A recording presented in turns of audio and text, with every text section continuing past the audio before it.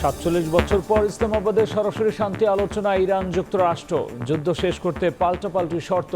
তেহরানের জব্দ সম্পদ ছাড়ের দাবি অস্বীকার হোয়াইট হাউসের।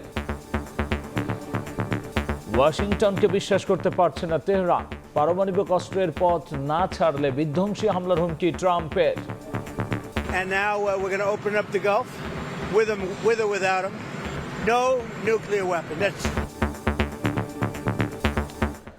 দেখছিলেন প্রধান শিরোনাম। রাতের সময় সঙ্গে আছি আমি গোলাম রাব্বি। এবার অন্যান্য শীর্ষ সংবাদ।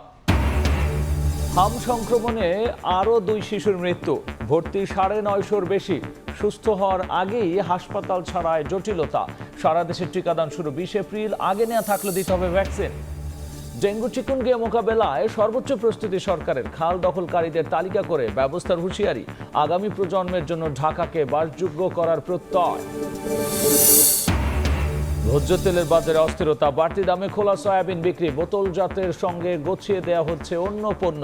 কাঠগড়ায় ডিলার কোম্পানি। দাম সমন্বয় নিয়ে বৈঠক কাল। কুষ্টিয়া দরবার শরীফে হামলা, ভাঙচুর, আগুন। একজনকে পিটিয়ে হত্যা, আহত 2 জন। পরিস্থিতি নিয়ন্ত্রণে অতিরিক্ত পুলিশ মোতায়েন। এবং মানবিক ডাক্তার কামরুলের হাসপাতালে চাঁদাবাজির অভিযোগ। অভিযুক্ত যুবদলের কেউ নয়, দাবি নেতাদের। দ্রুত ব্যবস্থা নেয় প্রধানমন্ত্রী ও প্রশাসনের প্রতি সন্তোষ।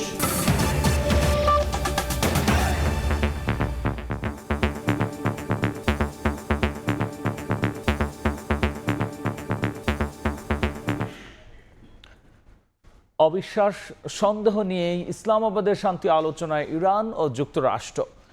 ৪৭ বছর পর একই টেবিলে বসেছেন 2 দেশের প্রতিনিধি। লেবাননের যুদ্ধবিরতি সহ 10 দফা শর্ত দিয়েছে তেহরান।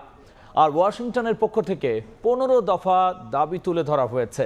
এর আগে যুক্তরাষ্ট্র ও ইরানের প্রতিনিধি দলের সঙ্গে আলাদা বৈঠক করেছেন পাকিস্তানের প্রধানমন্ত্রী শাহবাজ শরীফ। অন্যদিকে ইরানের জব্দ সম্পদ ফেরত দিতে যুক্তরাষ্ট্র সম্মত হয়েছে। রয়টার্সের এমন দাবি সত্য নয় বলে জানিয়েছে হোয়াইট হাউস।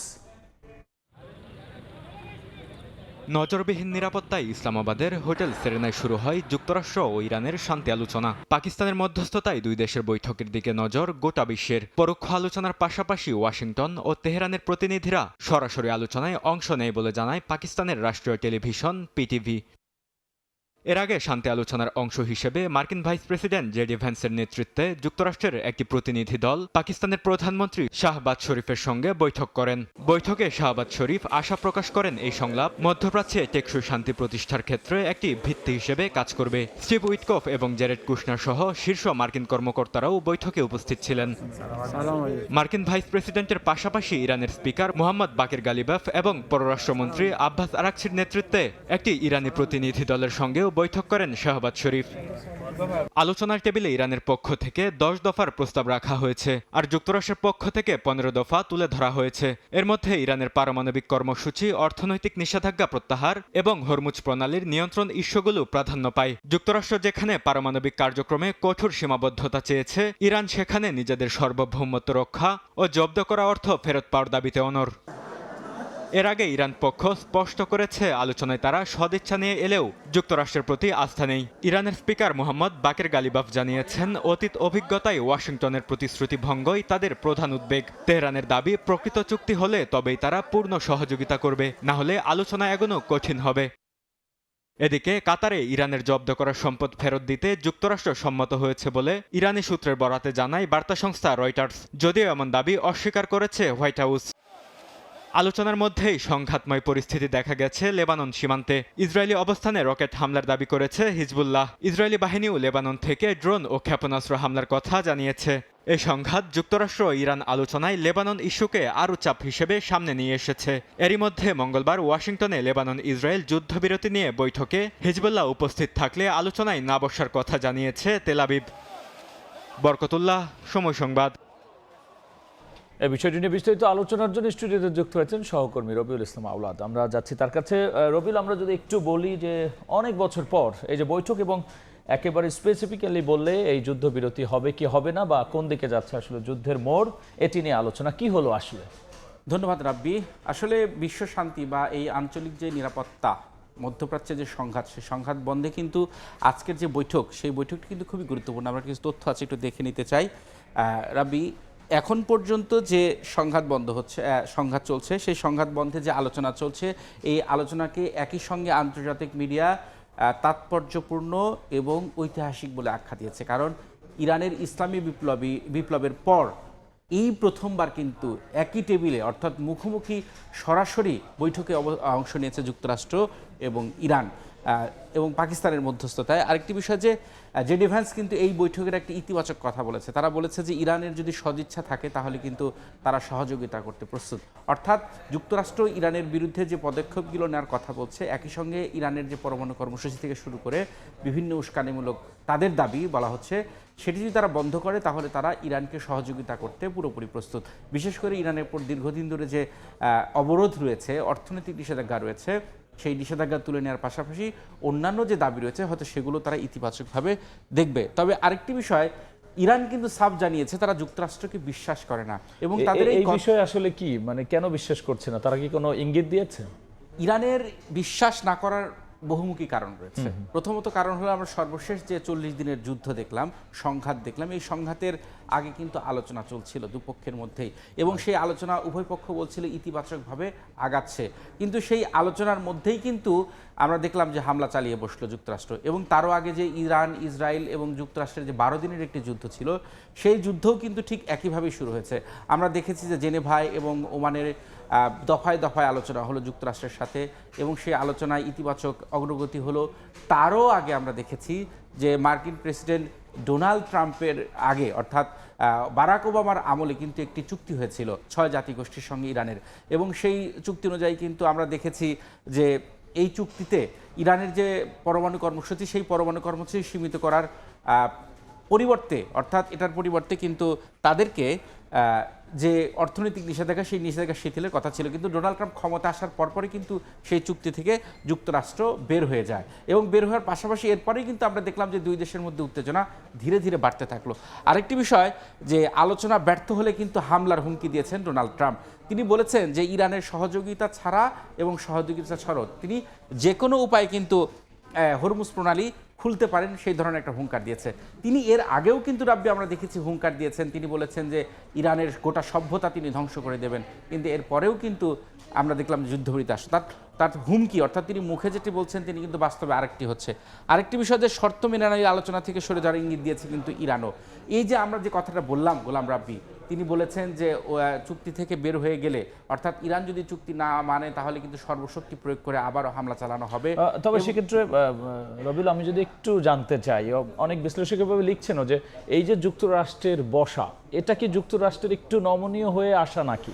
অবশ্যই এখন পর্যন্ত রাব্বি, মার্কিন ভাইস প্রেসিডেন্ট জেডি ভ্যান্স যখন ইসলামাবাদে পা রাখলেন এবং এরপরে যখন পাকিস্তানের প্রধানমন্ত্রীর সঙ্গে বৈঠক করলেন, তাদের যে বডি ল্যাঙ্গুয়েজ বলা হচ্ছে এবং সেখানে অনেক গণমাধ্যম এবং বিশ্লেষক এটাকে ইতিবাচক হিসেবে দেখছে।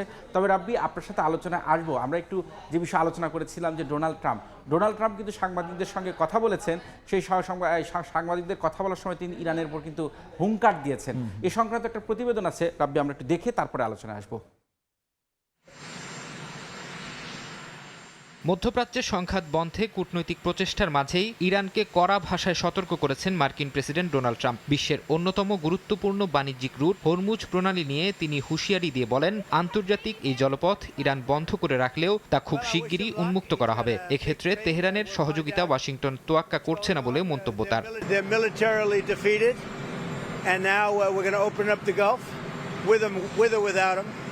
But that'll be open. We're going to be, or the strait as they call it, and I think it's going to go pretty quickly. And if it doesn't, we'll be able to finish it off one way. ইরানের সাথে সম্ভাব্য চুক্তির প্রধান শর্ত হিসেবে পারমাণবিক নিরস্ত্রীকরণকে অগ্রাধিকার দিচ্ছেন ট্রাম্প। তিনি জানান, আলোচনার পুরোটাই নির্ভর করছে ইরানকে পরমাণু অস্ত্র অর্জন থেকে বিরত রাখার উপর। দেশটির সামরিক সক্ষমতা এবং ক্ষেপণাস্ত্র শক্তি ধ্বংস করা হয়েছে বলেও দাবি করেন Trump. No nuclear weapon, number one. You know, I think it's already been regime change, but we never had that as a criteria.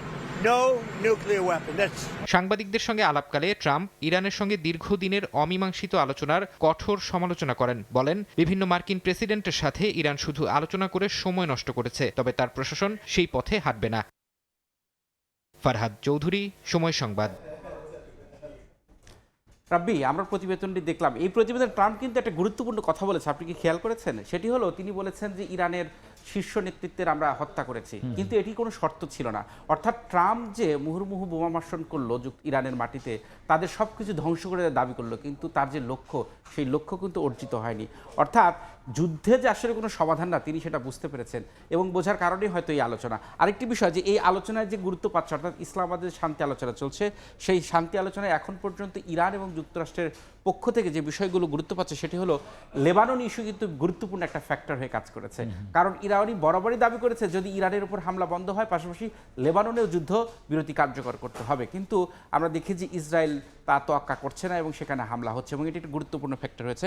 আরেকটি বিষয়, যে মার্কিন নিষেধাজ্ঞা প্রত্যাহার।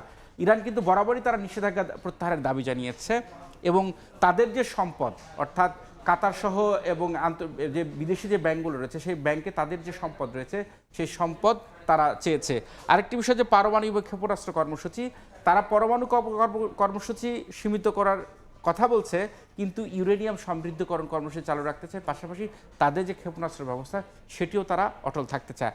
আরেকটি বিষয়, যে হরমুজ প্রণালীর নিয়ন্ত্রণ। আমরা জানি যে হরমুজ প্রণালী এখন গুরুত্বপূর্ণ একটা ফ্যাক্টর হয়েছে এই যুদ্ধের পর।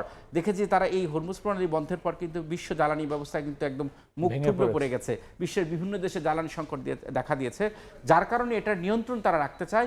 একই সঙ্গে সেখান থেকে তারা অর্থ উপার্জন করতে চায়, যেটা যুদ্ধে যে খরচ হয়েছে, ক্ষয়ক্ষতির শিকার হয়েছে, সেই ক্ষয়ক্ষতি পুষিয়ে উঠতে চায়। আরেকটি বিষয়, যে মার্কিন সামরিক উপস্থিতি, সেটি তারা প্রত্যাহার চায়। রাব্বি, রবিল, আপনাকে অসংখ্য ধন্যবাদ আলোচনায় যুক্ত হওয়ার জন্য। হয়তো সামনে এই বিষয় নিয়ে আলোচনা করবো। তবে সবশেষে একটু জানতে চাই, সেটা হচ্ছে যে মার্কিন যুক্তরাষ্ট্রের পক্ষ থেকে সবশেষ আর কি কিছু বলা হয়েছে? মার্কিন যুক্তরাষ্ট্রের পক্ষ থেকে এখন পর্যন্ত বার্তা সংস্থা রয়টার্স একটি খবর আছে, তারা ইরানের যে জব্দকৃত সম্পদ সেটাতে ফিরে দিতে চায়। এটা ইরানের সূত্রের বরাত দিয়ে বার্তা সংস্থা রয়টার্স খবর প্রকাশ করেছে, কিন্তু তা আবার অস্বীকার করেছে হোয়াইট হাউস।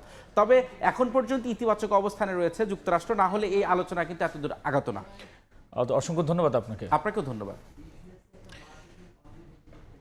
ইরান যুক্তরাষ্ট্রের যে আলোচনা পাকিস্তানের ইসলামাবাদে, এবং এই ঐতিহাসিক আলোচনায় কি ঘটছে এবং যুদ্ধের মোড় আসলে কোন দিকে যাচ্ছে, এই বিষয়ে বিস্তারিত আলোচনা নিয়ে যুক্ত হচ্ছিলেন সহকর্মী রবিউল ইসলাম আওলাদ। এবার যাচ্ছি আমাদের হাতে থাকা অন্য খবরে। এবার হাম প্রসঙ্গ। কমছে না হামের সংক্রমণ, 24 ঘন্টায় প্রাণ গেছে আরও 2 শিশুর। নতুন করে ভর্তি করা হয়েছে আরও 968 জনকে। উচ্চ ঝুঁকিপূর্ণ 30 উপজেলায় চলছে জরুরি টিকাদান কর্মসূচি। সারা দেশে শুরু হবে 20 এপ্রিল। অসুস্থ না হলে, আগে টিকা না থাকলেও অথবা আগে টিকা নেওয়া থাকলেও 6 থেকে 59 মাসের সব শিশুদের টিকা নেয়ার নির্দেশনা বিশ্ব স্বাস্থ্য সংস্থা। বিশেষজ্ঞরা বলছেন, ক্যাম্পেইন সফল হলে পরিস্থিতি স্বাভাবিক হতে লাগতে পারে 1 থেকে 1.5 মাস। আরও জানাচ্ছেন মনির হোসাইন।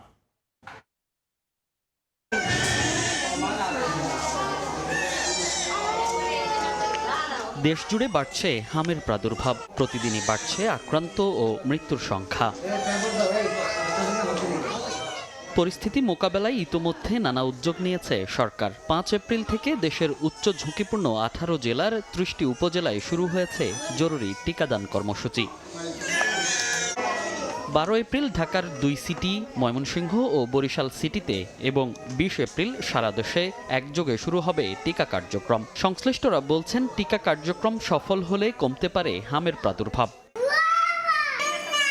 মানব শরীরে টিকার প্রতিক্রিয়া শুরু হতে সময় লাগে 15 দিন থেকে 1 মাস।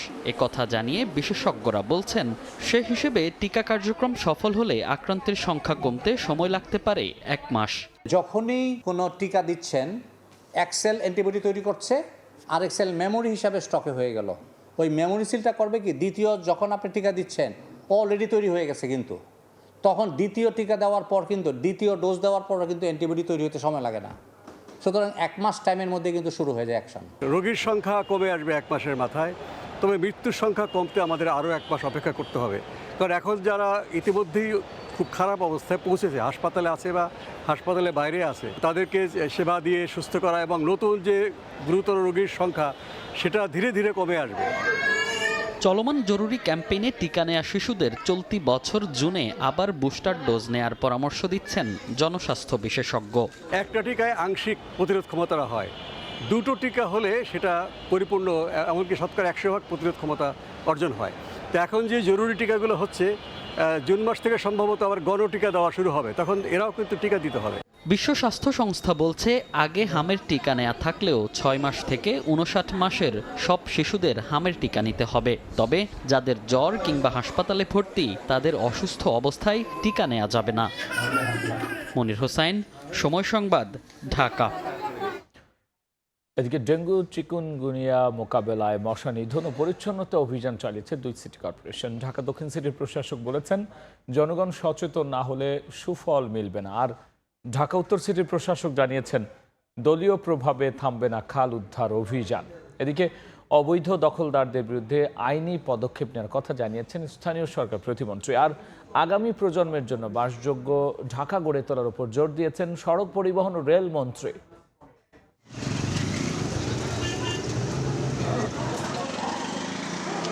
মশা নিধনে ব্যাপক প্রস্তুতি নিয়েছে ঢাকার 2 সিটি কর্পোরেশন। লক্ষ্য বাস্তবায়নে কাজ করে যাচ্ছে 2 সিটি কর্পোরেশনের একাধিক টিম। শনিবার সকালে রাজধানীর মানিকদি এলাকায় মশক নিধন অভিযান উদ্বোধন করে ডেঙ্গু ও চিকুনগুনিয়া মোকাবিলায় নেওয়া সর্বোচ্চ প্রস্তুতির কথা জানান ঢাকা উত্তর সিটি কর্পোরেশনের প্রশাসক। আগামীতে ডেঙ্গু থেকে মুক্তি হওয়ার জন্য, চিকুনগুনিয়া থেকে সন্তানদেরকে আমাদেরকে নিরাপদ রাখার জন্য ইতিমধ্যে আমাদের ঢাকা উত্তর সিটি কর্পোরেশনের কর্মসূচি ঘোষণা হয়েছে। সেটা হলো ক্লিন স্কুল, নো মসকিউটো। 537টি স্কুল কলেজে আমরা এই প্রোগ্রামগুলো চলমান আছে। বেইলি রোড, কাকরাইল ও মগবাজার এলাকায় বিশেষ পরিচ্ছন্নতা অভিযান উদ্বোধন করেন ঢাকা দক্ষিণ সিটির প্রশাসক। শুধুমাত্র সিটি কর্পোরেশনের একার পক্ষে কোনোভাবেই মশা নিধন করা সম্ভব না, পরিষ্কার রাখাও সম্ভব না যদি জনগণ এগিয়ে না আসে। হাজারীবাগে মশক নিধন ও পরিচ্ছন্নতা অভিযানে অংশ নেন সড়ক পরিবহন, সেতু, নৌ ও রেলমন্ত্রী শেখ রবিউল আলম। তিনি বলেন, শহরে যত্রতত্র বর্জ্য ফেললে সুষ্ঠু বর্জ্য ব্যবস্থাপনা সম্ভব নয়। আগামী প্রজন্ম তাদেরকে যদি আমরা বাসযোগ্য ঢাকা রেখে যেতে চাই, তার জন্য আমাদের সচেতনতাটা, এবং আমাদের শুধু সচেতনতা নয়, আমাদের কার্যক্রমটা কিন্তু খুব গুরুত্বপূর্ণ। যত্রতত্র বর্জ্য ফেলে বর্জ্য ব্যবস্থাপন করার কোনো নজির পৃথিবীতে নাই। জিয়া সরণি খাল, কোনাপাড়া খাল ও কুতুবখালী পরিদর্শন করে স্থানীয় সরকার প্রতিমন্ত্রী বলেন, অবৈধ দখলদারদের তালিকা করে নেওয়া হবে আইনি পদক্ষেপ। জিয়া সরণি খালকে বুড়িগঙ্গার সঙ্গে যুক্ত করতে 300 কোটি টাকা বরাদ্দ দেওয়া হয়েছে বলেও জানান তিনি।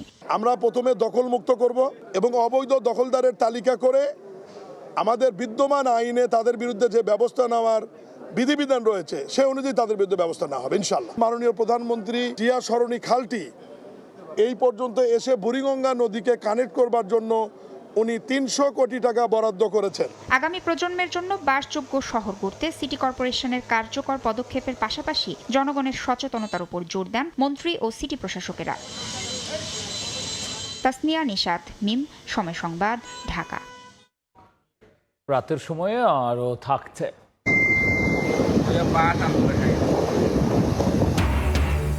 খালের বাঁধ ভেঙে হু হু করে হাওরে ঢুকছে পানি। ভারী বৃষ্টিতে সুনামগঞ্জের শান্তিগঞ্জে ডুবল বিস্তীর্ণ জমির বড় ধান। ব্যাপক লোকসানের শঙ্কায় কৃষক। মানবিক চিকিৎসক হিসেবে পরিচিত ডাক্তার কামরুল ইসলামের হাসপাতালে চাঁদাবাজির অভিযোগ উঠেছে শেরেবাংলা নগর থানার কথিত এক যুবদল নেতার বিরুদ্ধে। ঘটনার পর শুক্রবার রাতেই হাসপাতালে ছুটে যান কেন্দ্রীয় যুবদল সভাপতি ও সেক্রেটারি। চাঁদা দাবিকারী দলের কেউ নয় বলে দাবি করে কেন্দ্রীয় নেতারা আশ্বস্ত করেছেন অভিযুক্তকে দ্রুত আইনের আওতায় আনার। বিকেলে সংবাদ সম্মেলনে দ্রুত ব্যবস্থা নেওয়ায় প্রধানমন্ত্রী ও প্রশাসনের প্রতি সন্তোষ প্রকাশ করেছেন হাসপাতাল কর্তৃপক্ষ। শুক্রবার রাত 8:40 সিসিটিভি ফুটেজে দেখা যায় রাজধানীর শ্যামলীর একটি হাসপাতালে দলবল নিয়ে হাজির স্থানীয় এক নেতা। যুবদলের নাম ভাঙিয়ে চাঁদার দাবিতে হুমকি দিতে দেখা যায় তাকে। হাসপাতালটি 2000-এরও বেশি মানুষকে বিনা পারিশ্রমিকে কিডনি প্রতিস্থাপনকারী চিকিৎসক ডক্টর কামরুল ইসলামের। শুধু শুক্রবারই নয়, 5 আগস্টের পর থেকেই নানাভাবে ভয়ভীতি প্রদর্শনের মাধ্যমে হাসপাতাল থেকে চাঁদা দাবি করে আসছেন স্থানীয় এই কথিত নেতা। 5 আগস্টের পরে পরিচয় দেয় আপনাদের এরকম যে এখানকার সে নাকি কমিশনার দাঁড়াবে, সে হবে এসব বলে।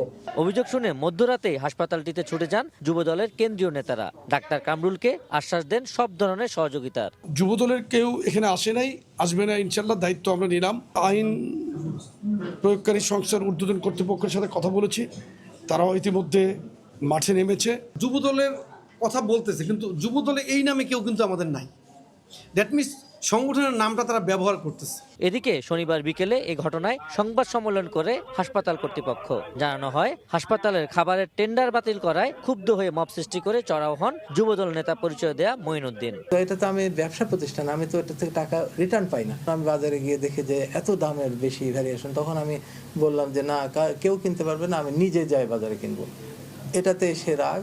এখন কে ইনফরমেশন স্যারকে দিল, স্যার এটা কেন বন্ধ করলো, তাকে জিম্মি করো, তাকে আটকাও, তাকে এই করো, ভয়ভীতি দেখানো। চাঁদাবাজির অপচেষ্টা ও মব তৈরির ঘটনায় দ্রুত ব্যবস্থা নেয় প্রধানমন্ত্রী ও প্রশাসনের প্রতি কৃতজ্ঞতা প্রকাশ করেন হাসপাতাল কর্তৃপক্ষ। আবু সাইদ নিশান, সময় সংবাদ, ঢাকা। এদিকে স্বরাষ্ট্রমন্ত্রীর নির্দেশে সারা দেশে চাঁদাবাজদের পক্ষপাত মুক্ত তালিকা তৈরির প্রক্রিয়া চলছে বলে জানিয়েছে র্যাব। দুপুরে কারওয়ান বাজার কার্যালয়ে সংবাদ সম্মেলনে র্যাবের লিগ্যাল অ্যান্ড মিডিয়া উইংয়ের পরিচালক MZM ইন্তেখাব চৌধুরী আরও বলেছেন, শীঘ্রই তালিকা ধরে চালানো হবে অভিযান। স্বরাষ্ট্রমন্ত্রী একটি বিজ্ঞপ্তিতে বলেছেন, যে ব্রিফিংয়ে বলেছেন, যাতে আমরা যারা আইন শৃঙ্খলা রক্ষাকারী বাহিনী আছি, আমরা যাতে চাঁদাবাজদের একটি লিস্ট তৈরি করি, যেটা আনবায়াসড লিস্ট তৈরি হবে, এবং এই লিস্ট তৈরি করার পরে এই লিস্টের আওতাধীন প্রত্যেক অপরাধীর বিরুদ্ধে আইনানুগ ব্যবস্থা গ্রহণ করা হবে এবং বিন্দুমাত্র ছাড় দেওয়া হবে না। জাতীয় সংসদের সংরক্ষিত নারী আসনে দ্বিতীয় দিনের মতো মনোনয়ন ফর্ম বিক্রি করছে বিএনপি। রাজধানীর নয়াপল্টনে দলের কেন্দ্রীয় কার্যালয়ে সকাল থেকে ভিড় করেন মনোনয়ন প্রত্যাশীরা। গণতান্ত্রিক আন্দোলন সংগ্রামে অগ্রণী ভূমিকা পালনকারীরা অগ্রাধিকার পাবেন বলে জানিয়েছেন দলের সিনিয়র যুগ্ম মহাসচিব রুহুল কবির রিজভী।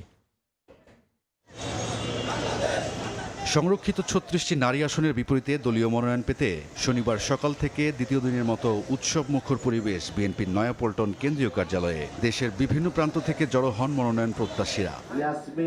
বিএনপির মনোনয়ন পেতে সাবেক ছাত্রনেত্রী থেকে শুরু করে কেন্দ্রীয় কমিটির প্রবীণ নেত্রীরাও এখন দৌড়ঝাঁপ করছেন। যোগ্য প্রার্থীর তালিকায় উঠে আসছে অনেক শিল্পীর নামও। সকালে দলীয় ফর্ম সংগ্রহ করেন সঙ্গীত শিল্পী কনক চাপা সহ আরও অনেকে।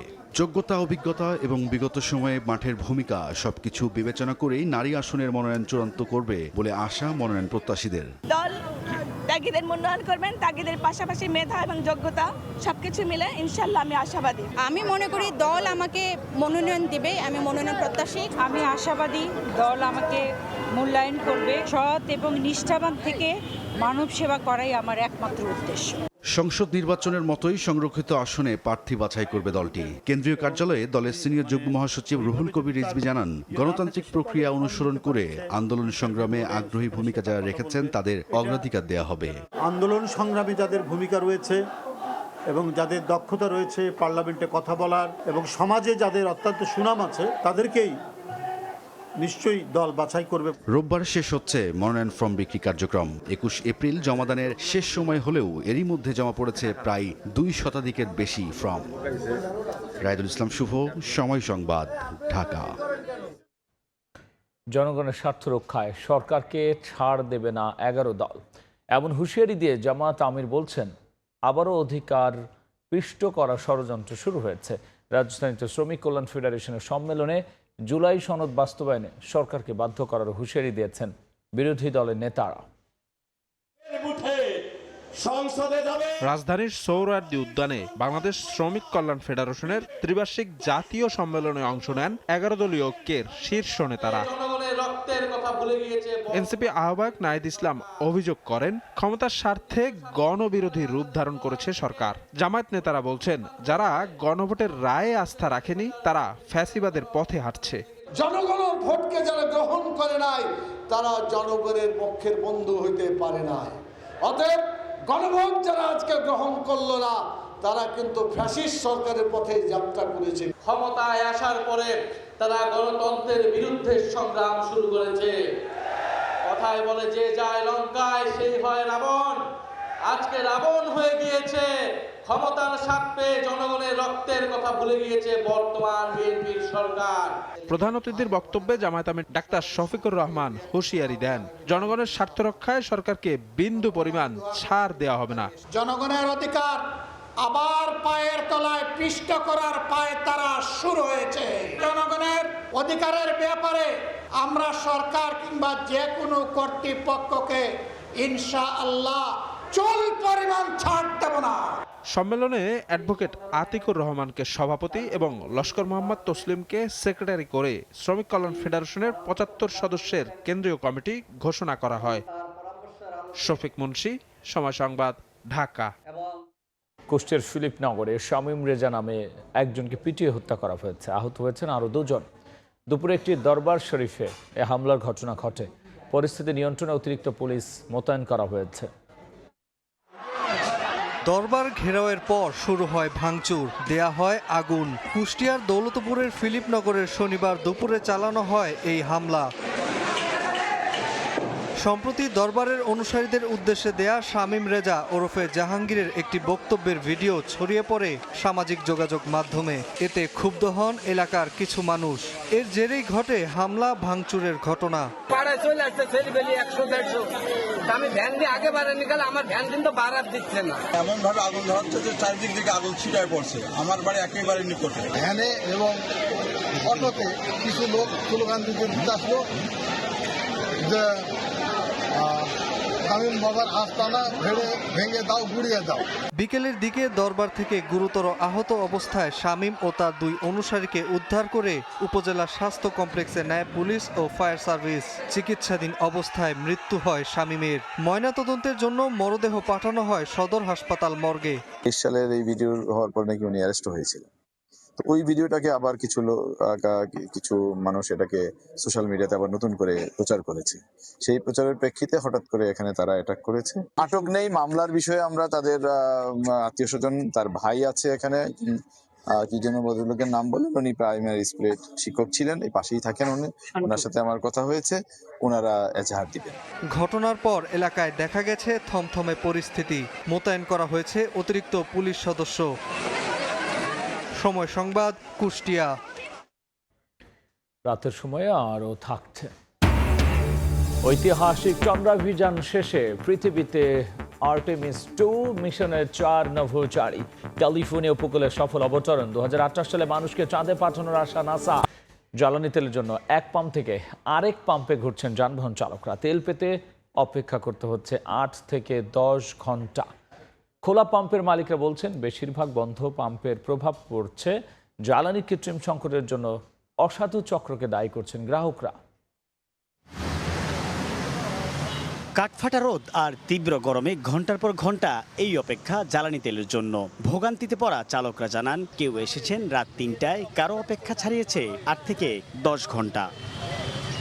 রাজধানীর বিভিন্ন পাম্পে দীর্ঘ লাইনে অপেক্ষা করতে করতে অনেকেরই ফুরিয়ে গেছে গাড়িতে থাকা অবশিষ্ট তেল। পাম্প কর্তৃপক্ষ বলছে বন্ধ পাম্পের প্রভাব পড়েছে খোলা পাম্পে। ভোর 5টা বাজে দাঁড়াইছি, এখন 12টা বাজে।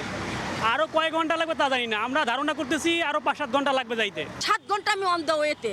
আমার তো ফ্যামিলি বাচ্চা আছে, তাই না? আমি সকালে নাস্তাও করি নাই, তাহলে মহিলারা কেন ভিআইপিদের সঙ্গে লাইন পাবে না? 3টা বাজে আসছি, রাত্রে হলো মশার কামড়, গাড়িতে এসি ছেড়ে বসে থাকা লাগছে। এখন আবার রৌদ্র, গাড়িতে এসি ছেড়ে বসে থাকা লাগে। তো আমার গাড়িতে যেই তেল আসলো পুরান তেল, হেঁটেই পুড়ে বলাইছি, আমার তো নতুন তেল পাইলাম না। যদি রেশনিং সিস্টেমটা ওইভাবে যদি গভর্নমেন্ট ট্যাকেল করে যদি সবগুলো পাম্পে ওইটা যদি ইমপ্লিমেন্ট করতে পারতো, তাহলে এই যে দীর্ঘ সারি গাড়ির, এটা হতো না। শুধু রাজধানী নয়, দেশের বিভিন্ন ফিলিং স্টেশনেও একই চিত্র। ফেনীর 28টি পেট্রোল পাম্পে চাহিদা অনুযায়ী তেল না পাওয়ায় তৈরি হয়েছে তীব্র সংকট। পাম্প মালিকদের দাবি, অকটেন পেট্রোল মিলছে চাহিদার অর্ধেকেরও কম। গাড়ি সিরিয়াল ধরে বইরেছে, তেল দেয় না, তেল নাই বলে। আমার নদীরাম পাম্পে কালকা করে গেছে, আজকে করে গেছে, তেল নাই। আজকে দেয় নাই, আগামীকালকে সকালে বলতে পারবো যে ডিপো থেকে তেল দিবে কিনা। চাহিদা অনুপাতে প্রতি পাম্পকে দিতেছে না। আজকে এক পাম্পকে দিলে আগামীকালকে আরেক পাম্পকে দিতেছে। খাগড়াছড়িতে ক্রমে তীব্র হচ্ছে জ্বালানি তেল সংকট। কোথাও কোথাও 2 থেকে 3 কিলোমিটার দীর্ঘ লাইনে দাঁড়িয়ে তেল নিচ্ছেন গ্রাহকরা। তেলটা অতি জরুরি ছিল, আমবাগানে গুটি আসছে, এরকম আমের গুটি আসছে, কিন্তু আমবাগানে স্প্রে করা অতীব জরুরি। বর্তমান পরিস্থিতিটা এমন হয়ে দাঁড়াচ্ছে যে আমরা তেলের সংকটে দেখা যায় যে এক জায়গা থেকে আরেক জায়গায় যাইতেই পারতেছি না। এদিকে অভিযোগ উঠেছে কিছু অসাধু চক্র এই সুযোগে অতিরিক্ত জ্বালানি তেল সংগ্রহ করে খোলা বাজারে বেশি দামে বিক্রি করছে। এতে প্রকৃত ভোক্তারা যেমন ক্ষতিগ্রস্ত হচ্ছেন, তেমনি বাজারে তৈরি হচ্ছে কৃত্রিম সংকট। জ্বালানি তেল বিক্রিতে নজরদারি আরও বাড়ানোর দাবি যানবাহন চালক ও মালিকদের। সাইফুল ইসলাম, সময় সংবাদ, ঢাকা। এবার বাণিজ্যের সংবাদ।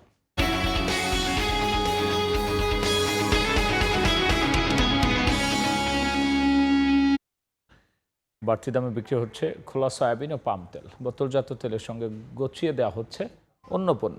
কাল ব্যবসায়ীদের মূল্য সমন্বয়ের প্রস্তাব নিয়ে বৈঠকে বসছে বাণিজ্য মন্ত্রণালয়। আরেক দফা দাম বৃদ্ধির আতঙ্কে এখন ভোক্তা। সরকারের বেঁধে দেওয়া দাম 176 টাকা হলেও রাজধানীর কারওয়ান বাজারেই 1 লিটার খোলা সয়াবিন তেল কিনতে গুনতে হচ্ছে 184 টাকা। খোলা তেলে কোনো সংকট নেই আল্লাহর রহমতে। এমনি বোতল যাতে একটু চাপ আছে। আমার এখানে প্রতিদিন চাহিদা আছে 20 কার্টন 25 কার্টন, সেই জায়গায় যদি আমি 1 কার্টন পাই তাহলে আমি চলতে পারবো। মানুষ এখন ওই হাহাকার থেকে একটু বেশি পরিমাণ নেয়, যেমন যার দরকার 10 লিটার হে নাই 20 লিটার, যার দরকার 5 লিটার হে নাই 10 লিটার। তবে তীব্র সরবরাহ সংকটে পড়া ভোজ্য তেলের বাজারে বোতলজাত সয়াবিন তেল সরকার নির্ধারিত দামে বিক্রি হলেও বিক্রেতারা অন্য পণ্য কিনতে বাধ্য করছেন এমন অভিযোগ ক্রেতাদের। তবে এজন্য ডিলার ও কোম্পানির মালিকদের দায়ী করছেন বিক্রেতারা। কোম্পানি আমাদেরকে বলে যে আমার সয়াবিন তেল নিতে হলে 5 লিটার সরিষার তেল 1 কার্টন নিতে হবে, আর 1 কার্টন নিলে 1 পিস 5 লিটার নিতে হবে। চাহিদা অনুপাতে তেল একটু পাওয়া যাচ্ছে কম, মানে রিফ্রেশিং করতে একটু সময় লাগতেছে কোম্পানি বলতেছে। এমন বাজার বাস্তবতার মধ্যেও পাম তেল সরকার নির্ধারিত দামে বিক্রির কথা জানালেও ব্যবসায়ীরা জানান লিটারে 13 টাকা বাড়ানোর প্রস্তাব দিয়েছে মিল মালিকদের সংগঠন। বোতলজাত সয়াবিন তেলের দাম লিটারে 9 টাকা বাড়ানোর দাবিও রয়েছে তাদের, যা নিয়ে রোববার বৈঠকে বসার কথা জানিয়েছে বাণিজ্য মন্ত্রণালয়। তোফাজ্জল হোসেন, সময় সংবাদ, ঢাকা। বাংলাদেশের স্বল্পোন্নত থেকে উন্নয়নশীল দেশের কাতারে যাওয়ার পথে কর অব্যাহতিকে বড় বাধা হিসেবে দেখছেন অর্থনীতিবিদ অধ্যাপক ডক্টর সেলিম জাহান। বাজেটে অর্থনৈতিক সুরক্ষায় রাজস্ব আয় বৃদ্ধির কৌশল নিয়ে রাজধানীর বিএফডিসিতে ডিবেট ফর ডেমোক্রেসি আয়োজিত বিতর্ক অনুষ্ঠানে এই মন্তব্য করেছেন তিনি। বলেছেন, দেশে যেভাবে ভর্তুকি ও ঋণের চাপ বাড়ছে, সেভাবে যেমন ব্যক্তি আয় বাড়ছে না, তেমনি বাড়ছে না রাজস্ব আদায়, যা আগামী বাজেটে সরকারকে চাপে ফেলবে বলেও সতর্ক করেছেন তিনি।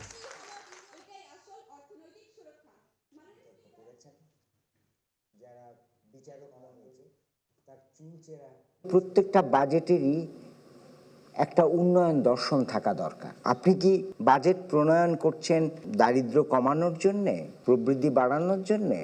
আপনি কি বাজেট প্রণয়ন করছেন কোনো বিশেষ খাতকে সুবিধা দেওয়ার জন্যে? এই জিনিসগুলো প্রথমেই বলে নেওয়া দরকার, যাতে সাধারণ মানুষেরা আমরা হিসাব নিকেশের ফাঁদ পেরিয়ে বুঝতে পারি যে সরকার কি করতে চায়। বছরের শেষে আমরা জানতে চাই যে তারা যা যা করবে বলেছিল তার কতটুকু অংশ তারা করতে পেরেছে। রাজধানীর বেইলি রোডের সাংস্কৃতিক অঙ্গন হিসেবে পরিচিত নাটক পাড়ায় সপরিবারে শিশুতোষ নাটক কবি চিতাবাঘ উপভোগ করেছেন প্রধানমন্ত্রী তারেক রহমান। সন্ধ্যায় স্ত্রী জুবাইদা রহমান ও কন্যা জাইমা রহমানকে নিয়ে নাটকটি উপভোগ করেন তিনি। বেইলি রোডের নাটক পাড়ায় তাদের উপস্থিতিতে উচ্ছ্বাস প্রকাশ করেন দর্শক ও নাট্যকর্মীরা। দর্শকদের সঙ্গে সেলফি তোলা সহ মুহূর্তটি সপরিবার উপভোগ করেন প্রধানমন্ত্রী। এর আগে ৩রা এপ্রিল মেয়ে জাইমা রহমানকে নিয়ে ধানমন্ডির সীমান্ত সম্ভারে স্টার সিনেপ্লেক্সে সায়েন্স ফিকশন ঘরানার সিনেমা প্রজেক্ট হেইল মেরি উপভোগ করেন তারেক রহমান।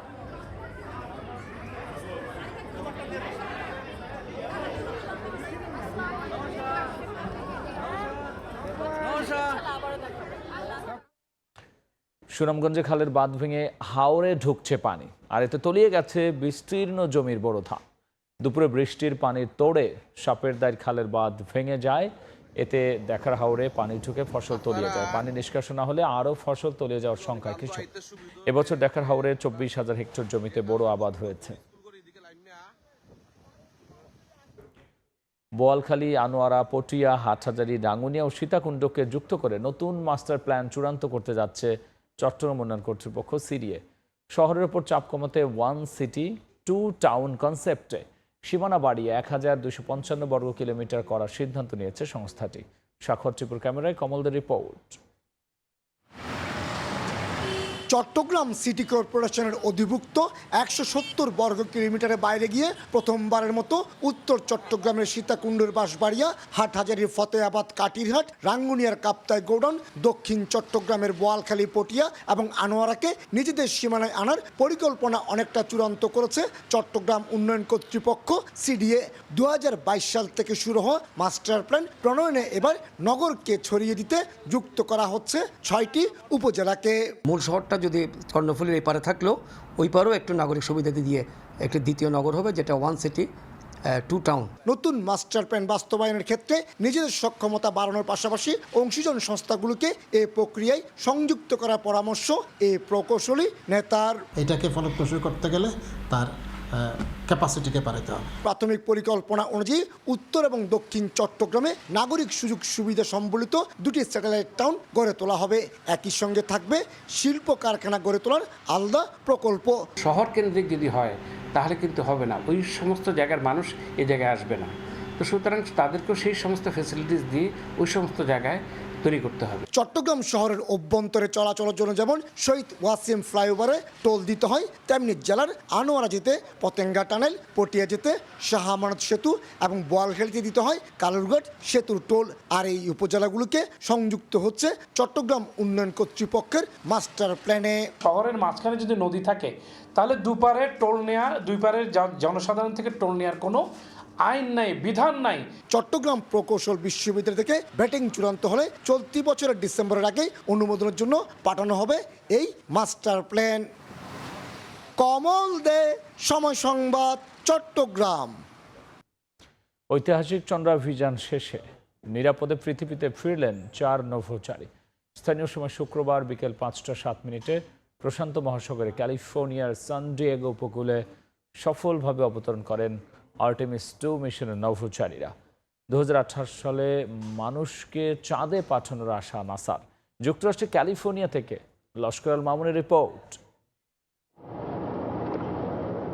সফলভাবে 10 দিনের রোমাঞ্চকর চন্দ্রাভিযান শেষে স্থানীয় সময় শুক্রবার বিকেল 5টা 7 ক্যালিফোর্নিয়ার সান ডিয়েগো উপকূলে প্রশান্ত মহাসাগরে নিরাপদে অবতরণ করে ওরিয়ন মহাকাশযান। চাঁদের কক্ষপথ প্রদক্ষিণের ঐতিহাসিক অভিযান শেষ করে পৃথিবীতে ফিরলেন আর্টেমিস 2 মিশনের 4 নভোচারী, যাদের প্রতীক্ষায় ছিল পুরো পৃথিবী। ইন্টিগ্রিটি নামের ওরিয়ন ক্যাপসুলটি প্রশান্ত মহাসাগরে প্যারাশুটের সাহায্যে অবতরণ করে। পরে উদ্ধারকারী দল দ্রুত ক্যাপসুলটি ঘিরে ফেলে এবং হেলিকপ্টারের মাধ্যমে 4 সদস্যের ক্রুকে নিরাপদে সরিয়ে নেয়। ওরিয়ন ক্যাপসুলের ভেতরে থাকা 4 নভোচারী সুস্থ আছেন বলে জানিয়েছে নাসা। নভোচারীদের ফেরার দৃশ্য দেখতে San Diego Air and Space মিউজিয়ামে ভিড় করেন শত শত মানুষ। আমি যখন 2 বছরের শিশু ছিলাম তখন চাঁদে অবতরণের ঘটনা দেখেছিলাম, আর এখন জীবনের এত বছর পর আবারও সেই চন্দ্র অভিযান দেখলাম। তারা সেখানে গিয়ে নিরাপদে ফিরে আসতে পেরেছেন, এটা সত্যিই খুব আনন্দের। গেল 1 এপ্রিল যুক্তরাষ্ট্রের Reid Wiseman, Christina Koch, Victor Glover, কানাডার জেরেমি হ্যানসেনকে নিয়ে শুরু হয়েছিল এই মহাকাশ যাত্রা। মিশনটি একাধিক নতুন ইতিহাস গড়েছে, রেকর্ড গড়েছে চাঁদের দূরবর্তী অংশে গিয়ে।